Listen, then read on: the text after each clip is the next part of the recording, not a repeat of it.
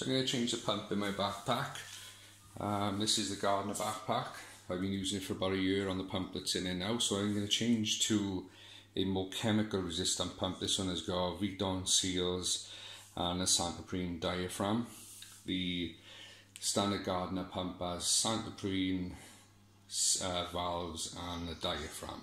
So this one's going to work better. Even though the Gardiner one has given me no problems for a year, I'm going to change it anyway, just so that I'm not going to have any future issues and it's going to last me longer. So I'm quickly going to show you how it's done. It's quite a simple process. So how we start, the bottom here, there's 5 screws. I've already taken them out. Open that up. Then what you're left with is the pump, the battery and all the gubbins inside. So if we look at this pump I've got here, if I place it there, you can see they're almost identical, different makes, but the mounting points in the same place and everything else will line up. The only issue is the direction of flow on the standard pump is this way, and the direction of flow in this one is this way. So I'm going to take this pump out and I'm going to show you how I'm going to deal with this, how I'm going to cope with changing the direction of the flow. You can see my clamps are quite corroded there, probably leaks of hypo on them. So I'm going to get that out and then we'll show you how I'm going to fit the new one in. So the pumps both out side by side, you can see they look very similar, but they have got differences in the pressure sensor on the top, pressure switch, slightly different. This one, the original Gardiner one, the make is Fuda. So obviously a Chinese one, no doubt this is probably made in China too, but if we flip it around to the other side, this one has got lambs in.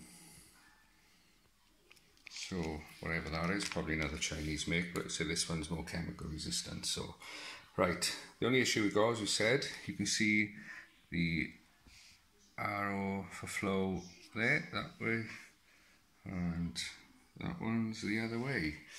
So you could mess about with rerouting pipes, and I think that's just going to make it complicated and tangle up the pipes. I don't know whether you can reverse a polarity on the pump, so it runs in the opposite direction, but I'm not even going to try to do that, just in case the impeller blade is only designed to go one way. So what I'm going to do is something slightly different, and I'm going to take that screw out there, that screw there, and then I'm going to spin the assembly around. So I'm just going to pause the camera and show you how I do that then when I come back. Okay, so I've just undone the 2 screws. Obviously in the housing, the pump comes out of the housing, so it's just going to be a case of spinning it around, but obviously that creates a little issue because in the back here is a groove for the wires. If we just spin that around, they're going to chaff on there and that could cause us future problems. So the way I'm going to remedy that first is by, I'm going to cut off this plug because this plug doesn't fit into the pump, so I'm going to chop that off.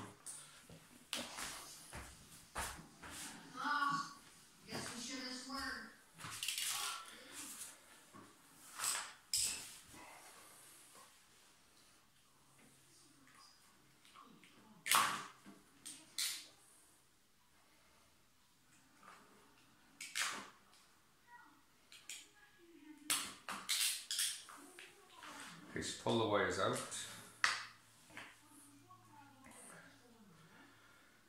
So that one can stay to the outside. And which way do we want it now? So we want it facing up that way. So this black one can then go up the chute there. The red one, I'm just going to see if it will clear. It's going to be a little bit tight, so what I have to do,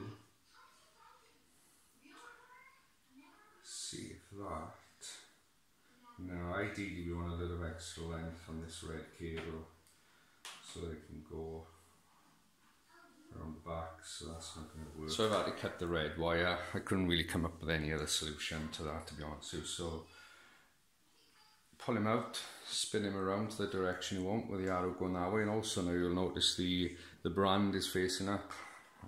Maybe it was meant to be that way, who knows. So that's it put back in.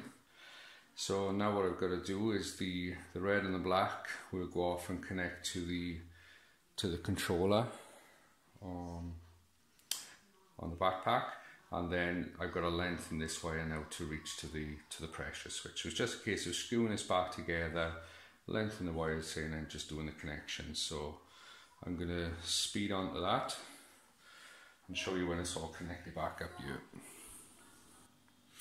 So there we are, I fitted back in.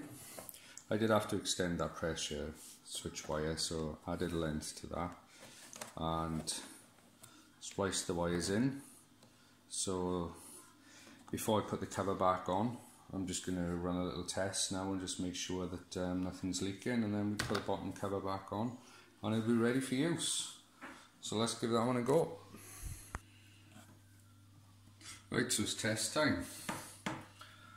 We'll start it on slow first. Ooh, it's on faster than I want to give that away through. So that's on the controller. Put them up to full speed. It actually sounds faster and more powerful than the original gardiner. It's got a bit of a... That's going to put down a lot of chemical if you're spraying a patio, the walls. I think that's going to be a lot better than the one I had in there. Looking at the specs, the gardiner one, the gardiner pump on the specs I think is 2.3 litres a minute, and this one is 3.8, so see it's definitely an improvement, and I think it's going to be a good change to make. So I'm looking forward to using it, and I'll probably do a follow-up in time once I've used it for a while and see if it holds up to the test. So thanks for watching. Oh, one thing, you're probably wondering where did I get the pump from. So what I'll do, I'll probably just add a screenshot of the website or in a link in the description so you know where to buy the pump. And I think I paid £25 plus delivery. It was about £33 delivered. It's okay, thanks for watching.